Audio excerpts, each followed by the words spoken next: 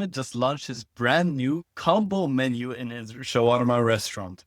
He is offering one shawarma, a drink, and fries for only €7. However, something has been happening behind his back. People have been talking bad about his shawarma. So what Ahmed did was collect all the data illegally from all his customers to try to find out which group of people is basically talking bad about his shawarma combo meal. He also wants to find out which group of people are the most loyal to him and his business. So what Ahmed needs is subgroup discovery. And that's where we come in and help him to find out which group of people liked his shawarma the most. So subgroup discovery is all about describing your data through rules. So basically, we're trying to find interpretable, simple rules to really determine and describe the data very well. So let's imagine we have this rule right here. If gender equals male, then they like the combo. So the plus right here is just meant to be a yes for liking the combo. So let's try to see how this rule would hold up. Now, with this rule, we would see that 4 males like the combo and 3 males don't. Meaning, if we do the rule if gender equals male, then positive, then we basically misinterpret 3 of the males using this rule. Similarly, if we do the opposite, where if gender is female, then we also see that 3 females like the combo, but 2 females don't. This means that this rule in general is not good enough for us. And we can see also in general, there are 7 people that like the combo and 5 people that don't. So if we actually try to see what this rule predicted, we can see that there are some instances where the prediction is not like the actual classification. In places where this rule is actually true, we call these the true positives, meaning in 4 cases, our rule was actually right about the predictions. Similarly, the places where our rule said that they were basically positive, but they weren't, these are called false positives. And the places where we correctly identify that the opposite, meaning if gender is female, means that it's false, these we call true negatives. As we can see, we found 2 people that our rule correctly classified as not liking our shawarma combo. Now we can actually put this data in a small table. And we can see here that we have the predicted true and predicted false, and the actual true and the actual false. Now, if we take this, we can also plot it on something called the coverage space, where on the left-hand side, we have the amount of total positives, and on the right-hand side, the amount of total negatives. And this is a way to basically try to see how good a rule really is. So meaning the best rule would have all positives in 1, and then no negatives. So it would be basically from 0 to 7. And then the worst rule would be all negatives, or also called the opposite rule, would be all negatives and no positives. Now, if we put our R1, our rule that we defined earlier with if gender is male, then positive, we can see here it's at 4-2 because it got 4 true positives and 2 true negatives. We can also put a line from all the cases where all of them are positive and negative and put it all the way to our rule like this. This is just a common way of plotting this information. Now, how do we actually find good rules? This is the question, right? So we found out now how we can describe this data very explainably and understandably for us humans, with no fancy numbers and all of that, just with very simple rules. But how can we now actually find this data?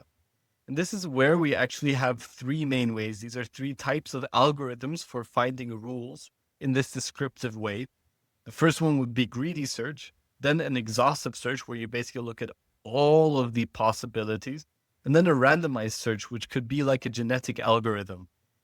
So In this video, we'll just cover the greedy search as this is the most interesting for us. And specifically, we will talk about top-down hill climbing. So hill climbing in general, you can think of as just like a different way. I guess the equivalent would be gradient descent, but for finding rules, you know? And top-down is the strategy of how we basically find these, and we'll cover this now. So to start with top-down hill climbing, we first start with all of the examples. So we have here basically all the 12 people that did the survey, or the 12 people where Ahmed took the data from. So we have here, basically, this is called the universal rule or the global rule, where it just encompasses all of the positives and negatives.